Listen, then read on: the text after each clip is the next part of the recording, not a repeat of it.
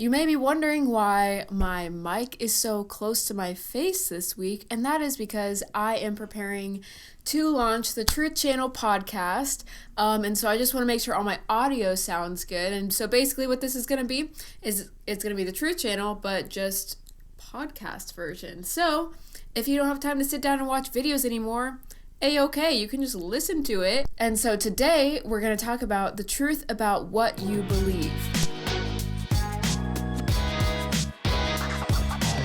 The truth about belief is that beliefs will produce action. And so today we're going to be talking a lot about actions because they, like I just said, they go hand in hand. So I'll start off with a short story. I was doing my Bible school, and at this point I was in Turkey, and we were about halfway through. And our lecturer came in to class one morning, and he was like, "Your actions show what you truly believe." And I was sitting there, I was like, well, yeah, like, okay. And I wrote it down in my notes, and I was like, cool, my actions show what I truly believe. Later that day, I was walking from Starbucks, in a Turkish Starbucks, back to my class, which was in the hotel lobby. And this was like a daily walk that I would make, from class to Starbucks back. And every time and every day I would do this walk, I would pass a woman on the streets asking for money. And every single time I just felt that urge to give to her, but then I wouldn't. And every time I was like, oh, like, should I? I don't know. But this day, after hearing this, your actions tell what you truly believe, I was walking by her, and all of a sudden, I realized something. That when I wasn't giving to her, what was that saying that I believed? Because I was thinking that I believed that, one, God will provide, my security isn't in my money. That is something I thought that I believed. And then two, I also believed that giving to the poor was good and it's a generous thing and we all should give to the poor. Yet every single day I was denying the fact that I believed in this through my action of not giving to this woman who was day in, day out sitting there just asking for money. And so that was really, really, really convicting to me, and I was so frustrated because it really brought me to a point of like, oh my gosh, I don't actually believe this, and I have been deceiving myself this whole time. Why was I so convinced that I believed these things, yet my actions didn't show it? Like, how could I really think that I believe these things? One social psychologist, as I was studying this, his name is Alan Wicker, states, people's expressed attitudes hardly predict their behaviors. So I may say, yeah, I believe in feeding the poor. Yeah, I believe that God will provide money. Yet my actions won't align with that, despite what I'm expressing and what I think I believe. This is what social psychologists call moral hypocrisy. It's when you say you believe something because you feel it makes you look a certain way or, look good morally or socially, but you don't want to commit to the actual cost of believing in that belief that you are claiming. So for me, it would be like, yeah, I'm going to outwardly express that I believe in generosity, but I'm not going to commit and actually give my hard-earned money to these people. And so that would be an example of moral hypocrisy in my life. And I think it was me repeating that belief and expressing it so much that I actually came to believe that that's what I believed, but then my actions weren't able to align with that because deep down I truly did not believe that, but I had kind of like fooled myself into thinking that I believed that. So I just want to speak to Christians for a second. James 2:17, faith by itself without works is dead. So faith is, by definition, believing without seeing. So faith is a form of belief. And I think this is so cool that the Bible talks about this. Even 2,000 years ago, they were on to something. They understood that if you truly believe in something, what you do in your life will reflect that, right? You're not going to act in a way that you don't truly deep down believe. So yes, Jesus came and he died, and through him, through the gift of his death and resurrection, we receive forgiveness of sins, one, and restoration with God, and the hope of eternal life. So we receive all these, yes, and we don't have to do anything to receive it, except for believe that Jesus is who he is and did what he said he did. And even Jesus himself says in John 6:29, Jesus answered and said to them, "This is the work of God, that you believe in him who he sent." So, If the work of God, if our responsibility, and if the way we receive salvation is simply believing, I think God says this because he understands that, hey, people truly believe in what Jesus did. Naturally, it will transform their behavior. And so, if I truly believe that Jesus died on the cross for me, first of all, that's going to move me into a place of like awe and like, oh my gosh, why would someone sacrifice their life for me? Like, who am I? And out of my love for him, naturally things in my life would begin to change. And so I really want to challenge you, if you're claiming to believe in Jesus, do your actions support that? And if not, how can we get there? And so this is what we're going to talk about, is how we can better be people that act in the way we believe and to be people that know what we believe. So let's go back to this story. So I'm sitting here thinking I believe that being generous is the way that I should live and that God will provide financially. Yet when I was confronted with the opportunity to act on those beliefs, I wasn't acting. And so that just revealed to me that I could actually be deceiving myself through my thoughts, being like, yes, I believe this, I believe this, I believe this, thus naturally I am this, when that wasn't true. Really, the only way we can identify these fallacies and what we're believing is to reflect on our actions, because that can help reveal what we truly believe. But this also means being honest with yourself. And this is a hard thing to do because nobody likes to confront these not so pretty things about ourselves. We want to align with, oh yeah, I believe in this. Oh yeah, I do this. Oh yeah, I am this way. Even if we're not, because it feels better to agree with those things. But if we truly want to grow, we're gonna have to get through the nitty-gritty stuff.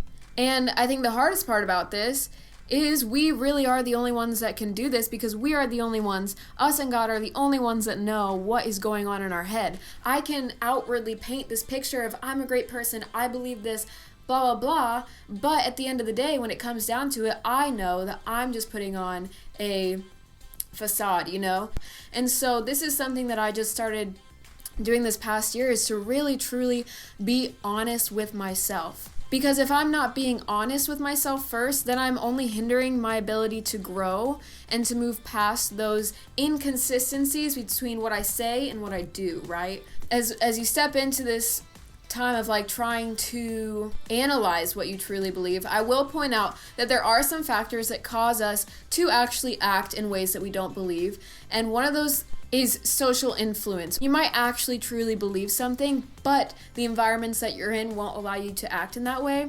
So I guess the question for you is just, is that an environment then that you want to continuously be putting yourself in, right? One really good way to see what we truly believe is to look at how we are when we're actually alone. Because I think it's also really easy to fool ourselves when we're acting one way in society, then we're like, oh, I acted that way there, so I really do believe this. Well, would you act that same way when you're alone and when no one's watching? And if not, then I would say, yeah, maybe you don't actually truly believe that.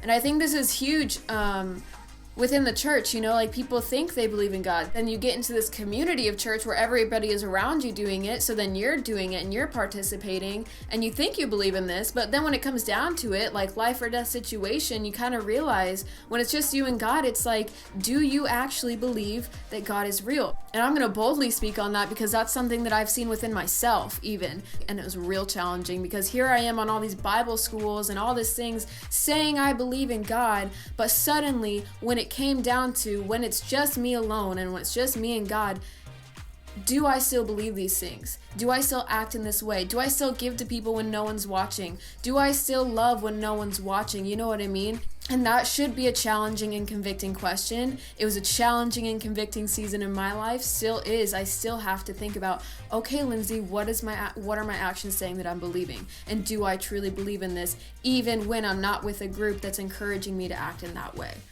So now you know that, we have external factors that may influence the way we behave, but how can we overcome those so that we can truly be people of our beliefs? Well, studies show that the more confident and more grounded you are in what you believe, the more you believe what you believe, the less likely you are to act in a way opposite of what you believe. Another way you can help yourself act in the way that you believe is to be consistently self-reflecting or self-aware. Now that sounds like it might get annoying, and it might, but it's important because studies again show that when people became self-aware in a situation, then they were less likely to act out in a way that they didn't believe in.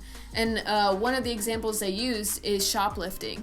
And they thought about putting mirrors at eye level in the grocery store aisles. And they found that when there were no mirrors present, when people couldn't physically see themselves doing the act of shoplifting, they were more likely to. Whereas when there were mirrors and they could see themselves actually acting in a way that they don't believe is correct, then they wouldn't do it. So if we take a moment to just reflect on what we're doing or what we're about to do and ask ourselves, is this what I believe or is this what I want to believe? Then we will be more likely to act in a way that we do believe. So I think this is a very important question, a very important topic that should be very challenging to you, because ultimately with these truth channels and everything that I talk about, you might be sitting here being like, yeah, that's great. And with all the past subjects that I've spoken about, you might be like, oh yeah, that's good. I agree with that. I believe that. But ultimately what I hope is that you guys would not just agree and like think it's good, but that you guys would truly believe and truly then see change in your life from these topics and from gaining awareness of whatever truth we're discussing.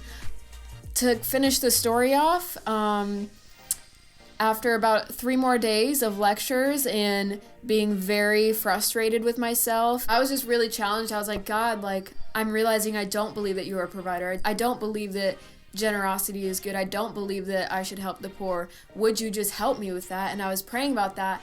And it started with gratitude of, hey, I'm thankful that I do have the finances that I need to survive and to be in Turkey, to be on this Bible school, to eat, to get Starbucks every day.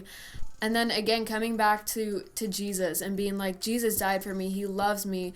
Like, he loves everyone in this world. And I want to show others like Jesus' love for them. And then out of that, then on that last day, I was like, yeah, I believe that Jesus loves everybody. I believe that Jesus died for me. I believe that he loves me. And I want to show people that. And so we actually walked by the lady, and there she was in her spot. And me and a couple of my friends from the school actually got to give to her and pray for her. And it was super awesome, and she was super grateful. And ever since, I've just been super aware of ensuring that, like, I actually am acting in the ways that I say that I believe, and if not, that I am going back and finding the root of the problem, the true belief that I have, and working through that with God. Because at the end of the day, he's going to be my inspiration to do anything in love. And it's not works-based. It's not, oh, shame on me, I can't act this way. It's not, if I do this, then I'll go to heaven. No, like, we are saved by grace. We